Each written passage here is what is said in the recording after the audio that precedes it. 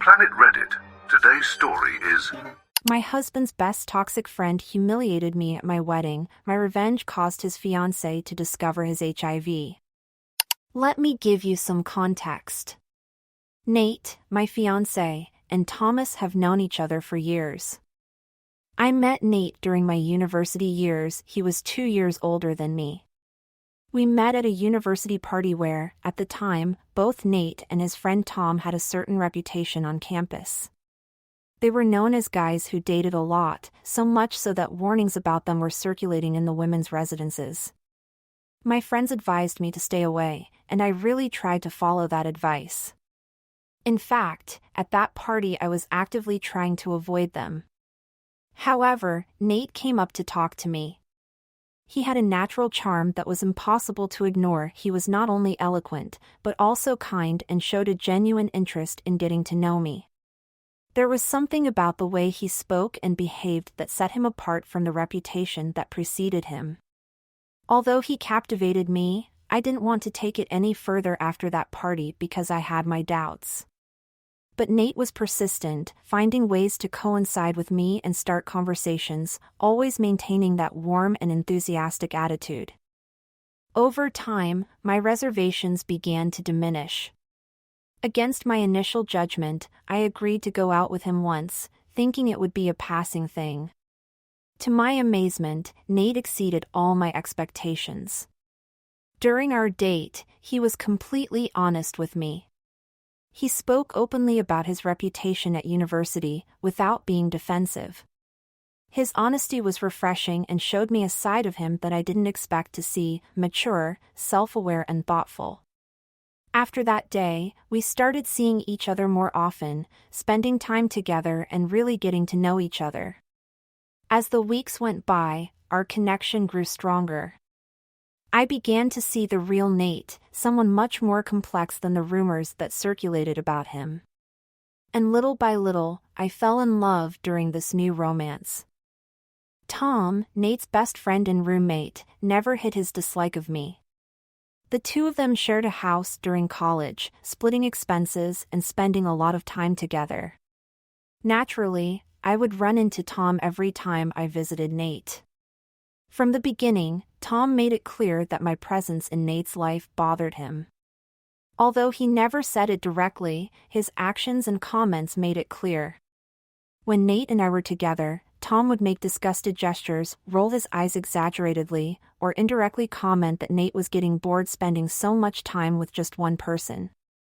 For him, it was incomprehensible that his once carefree and party-loving friend was now devoting so much attention exclusively to me. When Nate couldn't hear us, Tom would tell me, almost with satisfaction, that Nate would eventually get bored of me, as he always did with other girls. According to him, it was only a matter of time before Nate lost his sudden interest and looked for someone else, as was his custom. However, that never happened. Nate and I grew closer and closer, and it was clear that this not only surprised Tom, but also deeply disturbed him. When we formalized our relationship, Tom's taunts turned into open hostility. I clearly remember one particular argument that left me very affected.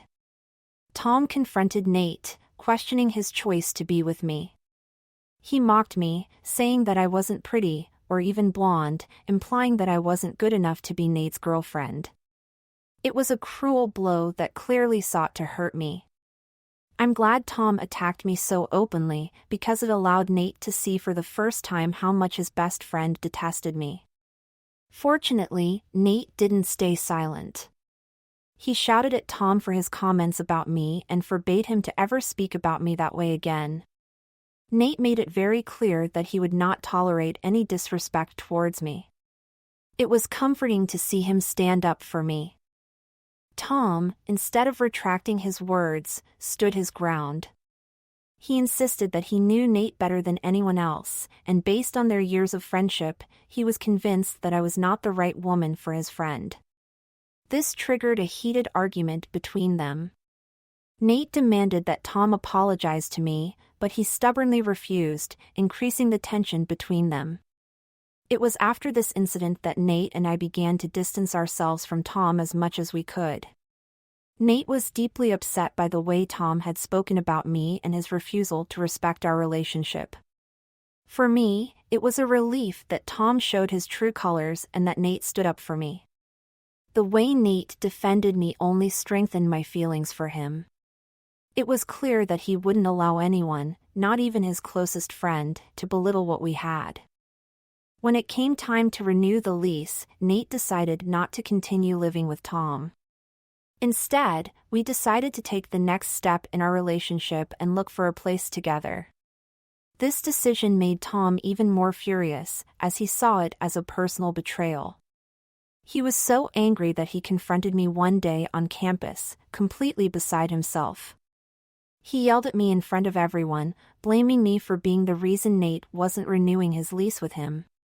He claimed that I had destroyed their friendship. I didn't want to back down in the face of such unfounded accusations, especially considering how dramatic and irrational he was being. I stood my ground and told him clearly that he needed to stop exaggerating. I explained that Nate and I had made a joint decision to move forward in our relationship and that this had nothing to do with him.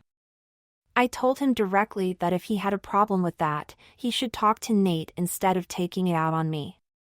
When Nate found out about this confrontation, he was furious with his friend. He confronted Tom directly, shouting at him and setting clear boundaries. Nate warned him bluntly to stay away from me and never to speak to me like that again. As planned, Nate and I moved in together, starting a new phase in our lives. With this, we made a conscious decision to remove Tom from our lives. It was a difficult decision for Nate, considering their history as friends, but it was necessary for the health of our relationship. After college, Nate and I moved to another city for work. Our relationship has continued to grow and we are very happy together. 3 months ago, Nate proposed to me and of course I said yes. He is my soulmate and all our loved ones are delighted for us. It was during this busy but happy period that Tom unexpectedly reappeared. Tom contacted Nate on Facebook, looking to reconnect. It turned out that he had also moved to our same city. Tom wanted to meet Nate after all these years and get back in touch. When Nate told me about Tom's message, I was surprised, but I didn't object. Considering the time that had passed since the problems at university, I saw no problem with them getting together. After all, people can change and I trusted Nate to handle the situation maturely. After their meeting, Nate came home to tell me that Tom seemed much calmer and more focused than he had been at university. Tom also showed a genuine interest in learning about Nate's life and our relationship. He had even apologized to Nate for all the times he had belittled me during university, which pleasantly surprised me. I did not expect such sincerity from him and was glad to hear that he had matured. Tom also told Nate that he was engaged to his girlfriend, Georgia, and that they were planning their own wedding. I was genuinely happy for Tom and reassured to hear that he seemed to be at a good point in his life. Over the following weeks, Nate and Tom spent several weekends playing golf, rekindling their old friendship. Nate spoke positively of their conversations. Unfortunately, my schedule has been very busy with work and wedding preparations. I haven't had a chance to meet with Tom in person yet. However, we have spoken briefly on the phone a few times. He was polite and friendly during these conversations and, although I was cautious at first, his behavior suggested that he had really changed for the better. Today, as we were chatting about the wedding, Nate surprised me by asking if he could make Tom his best man. Until now, Nate hadn't decided who he wanted for that role. I understand how close he and Tom were in the past. It's clear that this decision means a lot to Nate, especially considering how they've reconnected lately. Although I want to say yes, I can't help but feel some trepidation about it. I recognize that people change and, from what Nate has told me, it seems that Tom has matured since our university days. In theory, I should feel at ease with this decision. However, I can't forget our history. The things Tom said and did hurt me deeply back then. He didn't accept me at the time and, although he is cordial now, a part of me wonders if those old feelings have really disappeared. At the same time, I am aware of how much Nate values his friendship with Tom. They shared many experiences during college. And this reunion seems to have brought Nate a lot of joy. I don't want to be the one who gets in the way or who prevents him from having his best friend by his side on such a special day. If I were to express my discomfort to Nate and ask him not to make Tom his best man, I know he would listen to me without hesitation. That's how he is, considerate, always willing to put my feelings first. I'm sure he would respect my decisions simply because he loves me and wants me to feel comfortable. But I don't want to be the one to prevent my partner from making a decision that is meaningful to him. I don't want to appear controlling or as if I can't move on from past problems. After all, our wedding is a celebration of love, growth, and new beginnings. I don't want there to be any negativity from the past. However, there is a small voice inside me telling me to be cautious. I feel torn between wanting to support Nate's happiness and dealing with my unresolved feelings towards Tom. So, Reddit, do I support Nate if I refuse to let Tom be part of our wedding celebration? Or am I overthinking this? Update 1, I have read all your comments and agree that Tom might still have unresolved feelings towards me. But he misses his best friend, Nate, which is why he got in touch after so long. So I have decided to allow Nate to invite Tom to be his best man at the wedding. After thinking about it, I realized how important this is for my partner. Seeing Nate truly happy to reconnect with his best friend from college made me understand that this is something very meaningful for him. I don't want to diminish that joy or complicate things unnecessarily, especially during a time that should be happy and festive for both of them. Throughout our relationship, Nate has always shown me love, respect, and unconditional support. He stood up for me in the past, even when it meant confronting Tom and setting clear boundaries. That gives me confidence now to trust his judgment and his choice. I know Nate hasn't made this decision lightly. So if he feels that Tom deserves this role in our wedding, then I'm willing to support him. More importantly, I see this as an opportunity for all of us to leave the past behind once and for all. Weddings are moments for love and forgiveness. I hope this can be a turning point. Maybe Tom and I can take this opportunity to build a respectful relationship. If it can't be a true friendship, at least I hope everything works out. Update 2, this week Nate and I got married and I finally got to meet Tom and his fiancée Georgia. I should warn you that things didn't go exactly as we had hoped. At the beginning of the wedding, Tom was polite and friendly to me. His fiancée was very excited talking about her own wedding plans. It was during the reception that the problems started. As the drinks flowed and everyone began to relax, the atmosphere was festive. Nate and I were having a wonderful time, enjoying being the center of attention. It was then that Tom got up to give his best man speech. I expected the usual mix of humor, sentiment, and emotional moments. At first, that's exactly what we got. Tom talked about his long friendship with Nate, recalling their college days and the bond they had maintained over the years. He was noticeably tipsy, which was understandable given what everyone else had been drinking. But he was still easy to understand. However, everything suddenly changed when he mentioned me in his speech. At first, I thought he would say something nice or funny about how I had become part of Nate's life. Instead, he made a strange and inappropriate comment about me. Tom described me as a freshman when I entered college, highlighting my lack of dating experience. It was true, so I laughed uncomfortably, although I was embarrassed. But then, to my horror, he mentioned that I was a virgin back then and insinuated that I only fell in love with Nate because he was the first to be intimate with me. Hearing that, I felt a lump form in my throat. Next to me, Nate's face reflected my own horror. This was not the sincere or funny speech we had been expecting. It was a humiliating comment directed at me, right in the middle of one of the most important moments of our lives. Yes, it was true that before Nate I had not had serious relationships and I had little experience. But what relevance did that have? Why bring that up now in such a cruel and derogatory way? What hurt the most was when Tom went on to say in his speech that Nate was the best I could ever do, suggesting that I had clung to him out of desperation because I had no other options. He said it as if it were a joke, as if we should all laugh with him, but nobody did. Instead, there was an uncomfortable silence in the room as the guests exchanged uncomfortable looks.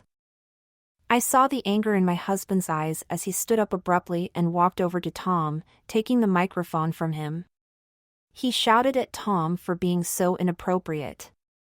He didn't hesitate for a second. He wasn't going to allow this to continue for another moment. Tom, however, was unfazed. He looked at Nate and shrugged nonchalantly, as if he really didn't understand what the problem was. Then, as if to do even more damage, he looked directly at me and smiled arrogantly. "Well," he said haughtily, "it's not like I told any lies." In that moment, I realized that his words were meant to humiliate me. To make me feel insignificant and unworthy, and his arrogant attitude made it even more outrageous. It was clear to me that Tom had done it on purpose. It wasn't just carelessness or drunkenness. He had gone out of his way to bring up these details of my past and present them in the most degrading way possible. Why else would he smile like that? He was perfectly aware of how uncomfortable I felt. However, I am not someone to be trampled on. This was supposed to be our day, and I wasn't going to let someone like Tom ruin it. This immature child needed to be taught a lesson. He needed to be put in his place once and for all. With a smile, I took the microphone from Nate's hand. He looked at me in surprise, with a sparkle in his eyes, but he didn't stop me. I stood up and turned to face Tom, who, for a moment, seemed pleased with himself as if he had achieved some twisted victory. "Well, Tom," I began, my voice firm and controlled. "I'm surprised you mentioned our university days. You seem to have such clear memories of me, but I have some pretty interesting memories of you too." Tom's smile faltered a little, but he tried to keep his composure. His smile was still there, but I could see the uneasiness appearing in his eyes as he continued. "You know," I continued, "what I remember most about you at university wasn't your great friendship with Nate. It was how you let all the other girls use you and throw you away like a used tissue." I paused, letting that sink in. Tom's face changed, losing confidence as the room around us tensed. But I wasn't finished. Turning to face the rest of the room, I let the words come out slowly and deliberately. In fact, I even remember how Tom once contracted HIV after being with a prostitute. I remember how people found out about this, and women started to avoid him at university after that. The room fell completely silent. There were a few gasps, a few murmurs, and the exchange of uncomfortable glances.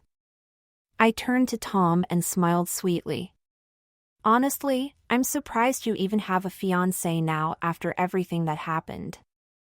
I paused dramatically and added, "Well, good luck to her, I guess." At that moment, Tom's face turned bright red. The color drained from his arrogant expression, and he sat there with wide eyes, his mouth opening and closing as if he were trying to find words, but nothing came out. His fiancée, sitting next to him, looked completely shocked. She turned to Tom, her eyes searching his face for some sign that this was a joke. "Tom," she asked, her voice trembling as she looked at him. "Is this true?" Her gaze was fixed on him, full of disbelief. I could see him processing what he had just heard as he understood the gravity of the situation. Tom looked as if he wanted the earth to swallow him up. His face was bright red, and I could see panic taking hold of him. He hadn't expected me to reveal his darkest secret.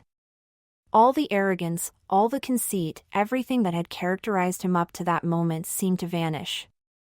He was speechless, unable to respond, his gaze jumping between me, his fiancée, and the guests, who were watching this disaster unfold. For the first time, Tom had to face the consequences of his actions, not just his words, but of who he really was. As his fiancée looked at him, clearly trying to assimilate the revelations, I couldn't help feeling a certain satisfaction. Tom had crossed a line, and I wanted to make sure everyone knew exactly who he was. He might have thought he could humiliate me, but in the end, he was the one who was exposed. Finally, Tom had no choice but to admit that everything he had said about himself was true. Upon hearing this confession, his fiancée Georgia exploded in anger. She screamed at him, her face transformed by disbelief and fury. Without hesitation, she threw her champagne glass directly at his face. "You lied to me," she screamed, tears in her eyes. "You have HIV and you never told me. How dare you? How could you hide this from me?" Tom, looking like a cornered animal, hastily tried to explain himself. He said he had been taking medication for years and that his HIV was undetectable. He tried to calm her down, saying that she had nothing to worry about, that he simply couldn't tell her the truth because he was afraid of losing her. He begged her to calm down, to talk about this in private, but Georgia wouldn't listen. She didn't believe anything he said. The damage was done, and there was no going back. Georgia took off her engagement ring and threw it in his face, the diamond sparkling in the air before hitting him. "I hate you. You're a liar and I don't trust you anymore," she spat out, her voice trembling. "This is over. I'm done." Without another word, she stormed out of the reception area, leaving Tom standing there, completely humiliated. The room fell silent. Tom ran after her, calling out to her and begging for forgiveness, but it was too late. The damage he had caused to both Georgia and his reputation was irreparable. Watching all this, I couldn't help but feel a strange sense of justice. Tom had tried to humiliate me in front of everyone, but in the end, it was he who was exposed and destroyed. After this, I braced myself for criticism. I expected some guests and maybe even Nate to be angry with me for what I had done. After all, I had deliberately exposed Tom, if only because he had tried to attack me first. To my surprise, everyone was incredibly understanding. People approached me after the incident, showing their support and understanding. They understood why I had needed to defend myself. Nobody seemed upset with me for making the truth public. Even Nate backed me up. He took me aside, apologizing for having invited Tom to the wedding. He told me how sorry he was for putting me through all that, especially on our special day, just because of his mistake of making Tom his best man. He sincerely assured me that he would never again allow Tom to be part of our lives after what had happened. I could see genuine concern in his eyes. Although I appreciated his support, I couldn't help feeling bad for my husband. Nate is a very good person and always sees the best in others, even when they don't deserve it. It was painful to see him betrayed by someone he considered a close friend. Someone he had trusted for years. It hurt him to see his old friend behave in such a shameful way. Even so, I am grateful for Nate's unconditional support and understanding. He has made it clear that our life together is his top priority and that we will move forward without any more problems with Tom. In the end, I know that standing up for myself was the right thing to do, no matter how chaotic or dramatic my wedding became. It wasn't just about exposing Tom. It was about regaining my dignity and taking control of my own story. I wasn't going to let anyone, especially him, make me feel small or humiliated ever again. And with Nate by my side, I know I have someone who will always support me, no matter what. Update 3. First, I want to clarify that I understand why some people point out that Tom's actions could be considered a crime, especially by not disclosing his HIV status to his fiancée. In many places, there are laws that require people to disclose their status in relationships. If Georgia decides to take legal action, I fully support her right to hold Tom accountable for his actions. He betrayed her trust in the worst possible way. I sincerely hope she finds the justice and peace of mind she deserves. For those who think I deliberately exposed Tom out of revenge, I want to clarify that was not my intention.